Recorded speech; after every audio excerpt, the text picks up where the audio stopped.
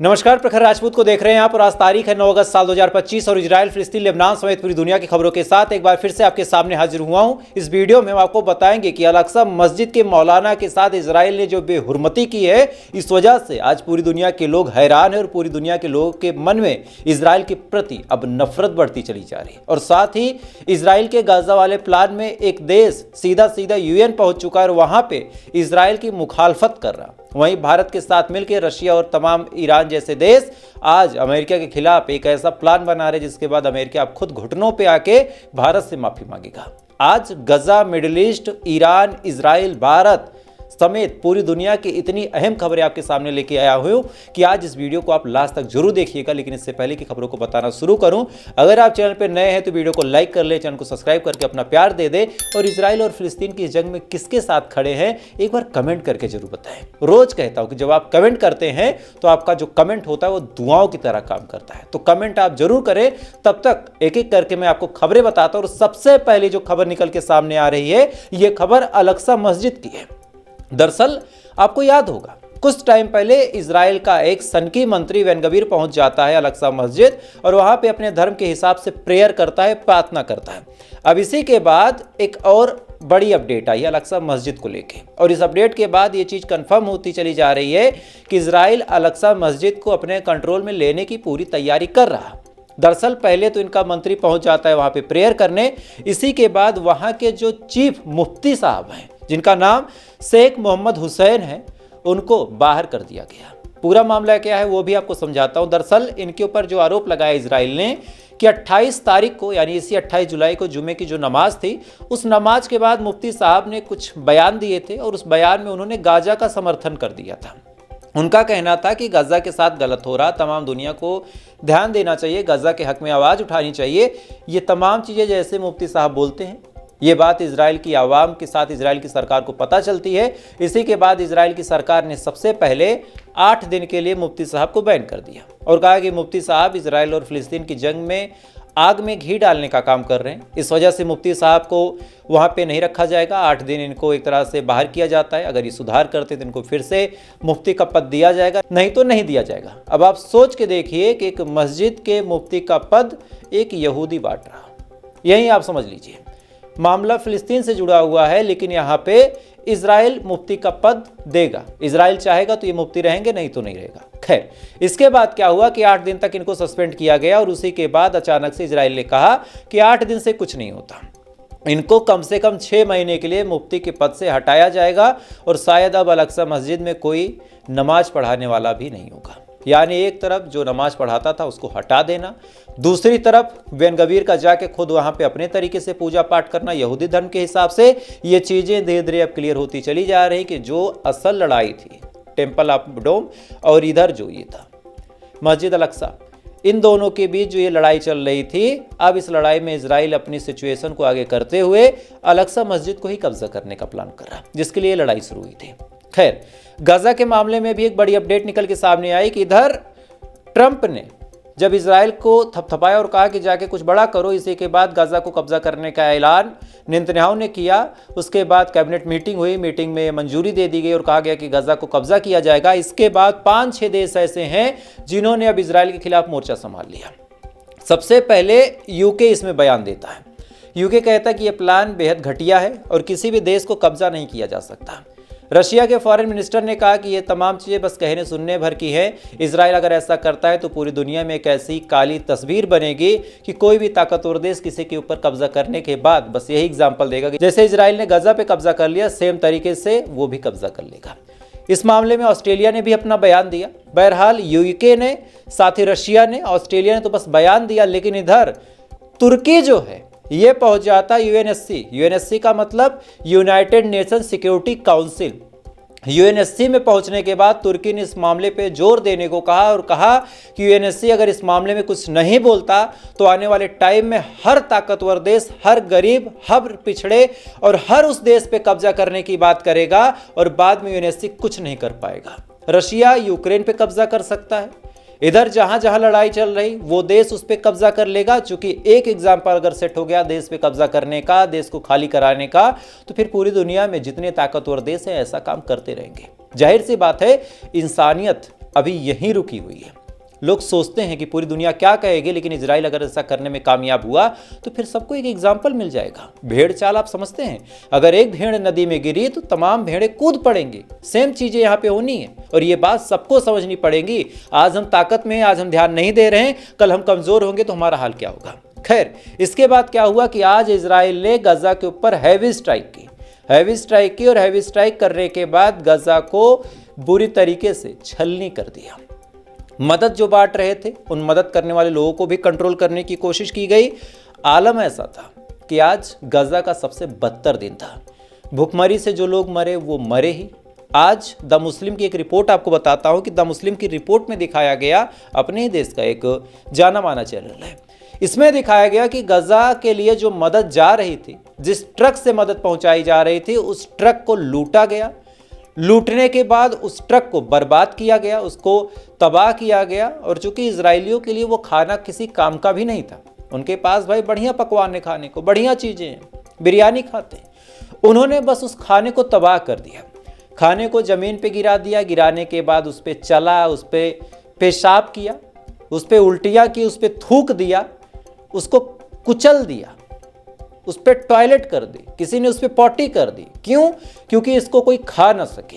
यानी अगर कोई खाने आए तो खाने से पहले उसको इतनी जहालत का सामना करना पड़े कि वो इंसान मरना कबूल करे। अब आप सोचिए, गजा के लोगों के पास सिर्फ दो ऑप्शन है, या तो भूखे मर जाए, और जाहिर सी बात है भूख जब लगती है तो पेट की आग कुछ भी करवा देती है, तो या तो भूखे मर जाए या तो इजरायलियों का थूका हुआ, उनका मूता हुआ खाएं। ये सिचुएशन इस समय गाजा में है। और साथ ही आज क्या हुआ, फिलिस्तीन ने आज पूरी दुनिया से मदद मांगी है। न्यूज़ आपकी स्क्रीन पे दिख रही होगी कि फिलिस्तीन ने अरब लीग से मीटिंग करने की बात की और कहा कि आप फिलिस्तीन के ऊपर ध्यान दें। आज फिलिस्तीन फिर अरब कंट्रीज का दरवाजा खटखटाते हुए कह रहा है कि आप ध्यान दें, इजराइल हमारे ऊपर कब्जा करने का प्लान बना रहा, गजा पट्टी पे कब्जा करने का प्लान बना रहा, आप इस पे ध्यान दें। अगर एक बार ये हो गया तो फिर इजराइल नहीं रुकेगा, अपने ग्रेटर इजराइल का सपना पूरा करके रहेगा, इसका जो मंसूबा है।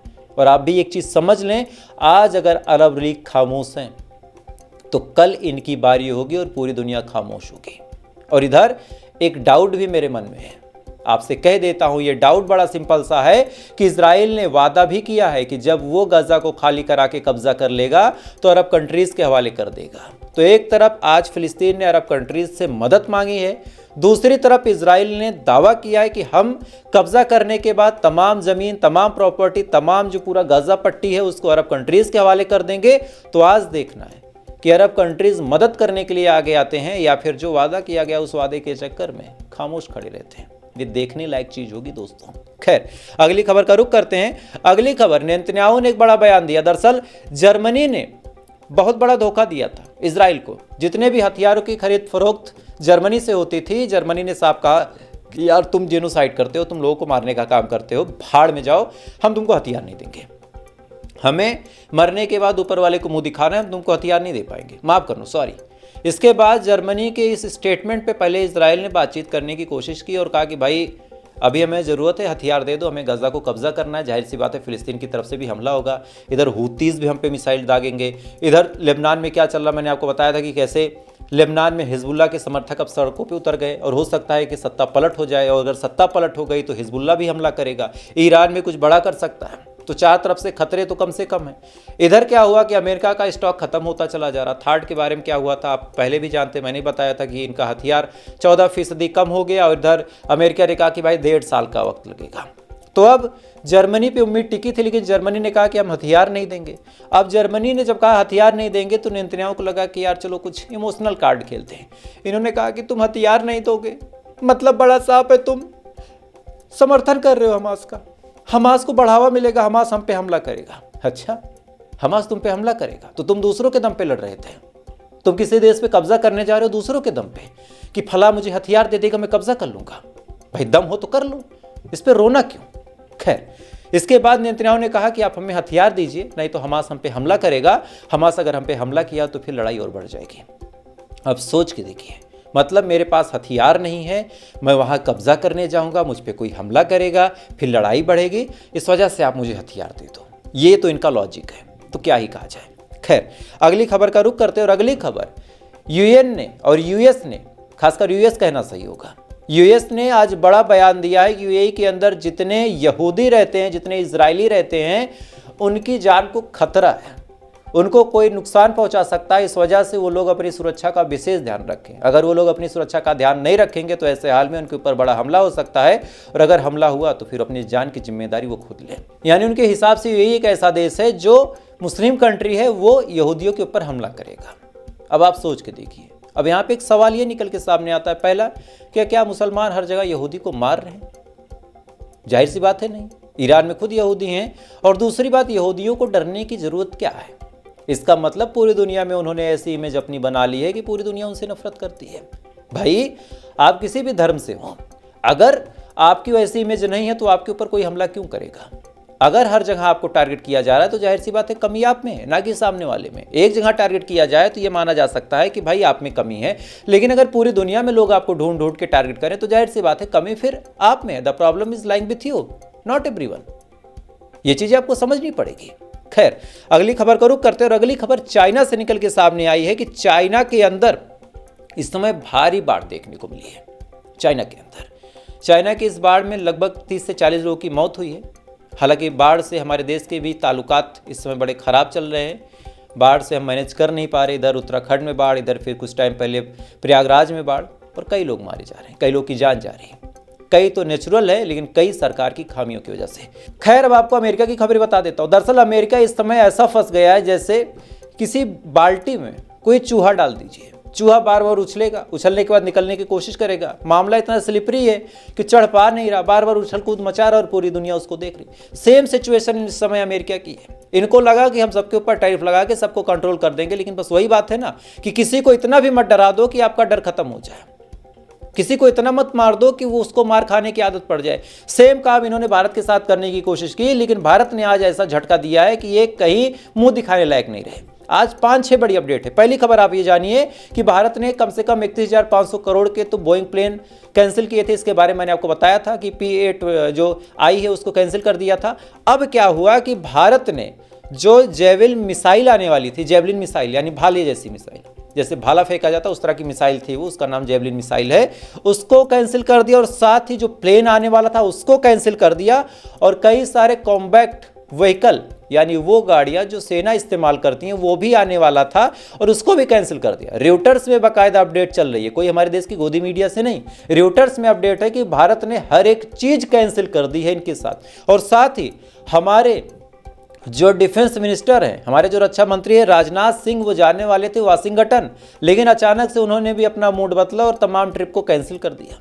अच्छा, इधर राजनाथ सिंह जाने वाले थे अमेरिका, उन्होंने अपना ट्रिप कैंसिल कर दिया और कहा कि अब कोई बातचीत यार तुमसे होगी नहीं, तुम बहुत चूतिया टाइप इंसान हो। इसके बाद क्या हुआ कि हमारे देश के जिनको अलग लेवल का दिमाग दिया है ऊपर वाले ने, अजित डोभाल साहब, ये पहुंच गए रशिया और रशिया में इन्होंने बातचीत की। और ये कल की बात है। अब आप सोचिए कि रशिया में ये पहुंच गए बातचीत करने।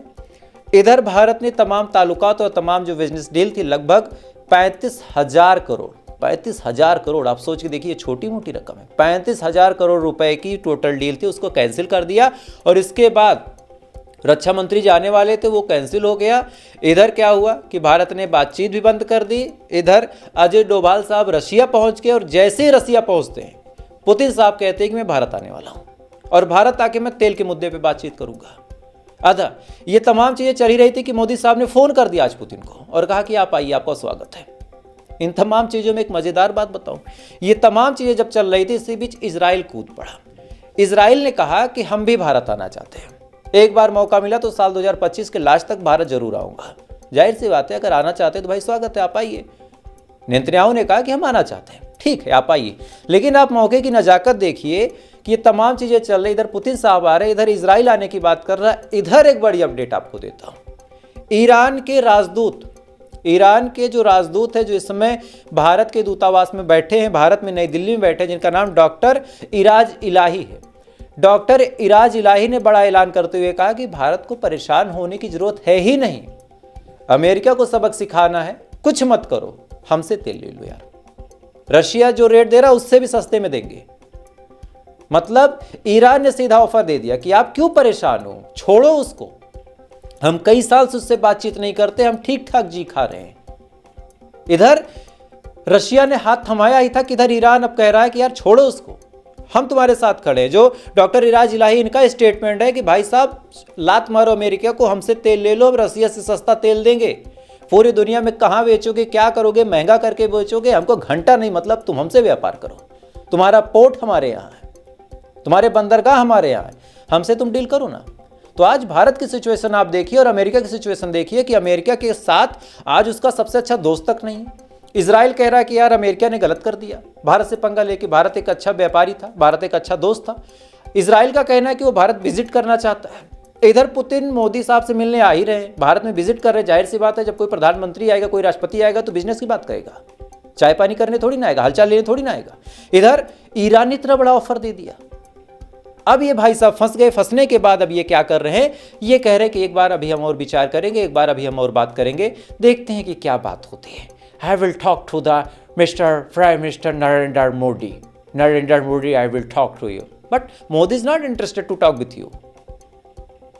सबसे ज्यादा इंपॉर्टेंट हमारे लिए हमारा सेल्फ रिस्पेक्ट है। आपने उसको नुकसान पहुंचाने की कोशिश की। ट्रंप आप हमसे प्यार से बात करते, आप ये कहते कि भारत आप जाओ रशिया वालों से बात करो, आपकी दोस्ती है, जंग रुकवाओ, मासूम मारे जा रहे हैं, और साथ ही फिलिस्तीन में जाओ, इजराइल में जाओ, जंग रुकवाओ।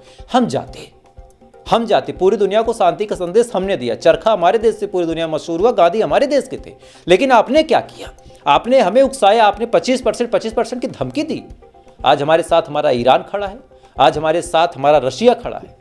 हमें किसी की जरूरत नहीं है, हम अपने दम पे खड़े हैं और हम अगला इजराइल नहीं बनना चाहते, जिसको मिडिल ईस्ट में तुमने बैठा कि मिडिल ईस्ट में तबाही मचाई। अब तुम चाहते हो कि भारत पे वो हाथ रख के तुम इधर तबाही मचाओ। भारत नहीं करेगा ऐसा, भारत का जमीर जिंदा है। खैर, तो आज की ये बड़ी खबरें थी। आज यूएन में तुर्की गया, इसकी क्या अपडेट आती है इसको लेके अभी मुझे थोड़ा सा डाउट है, क्योंकि तुर्की अगर इतना ही सही होता तो पहले ही चला जाता।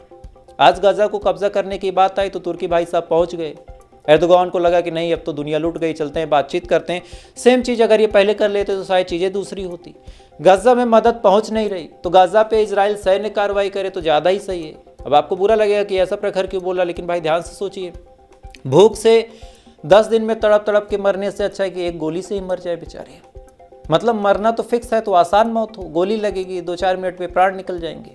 भूख लगेगी 10 दिन 15 दिन तड़पेंगे, सूखेंगे, मरेंगे, सड़ेंगे, लाशें उठाने वाला कोई नहीं होगा। ये सिचुएशन हो गई गाजा की। पूरी दुनिया मदद के नाम पे ऊँट के मुंह में जीरा दे रही।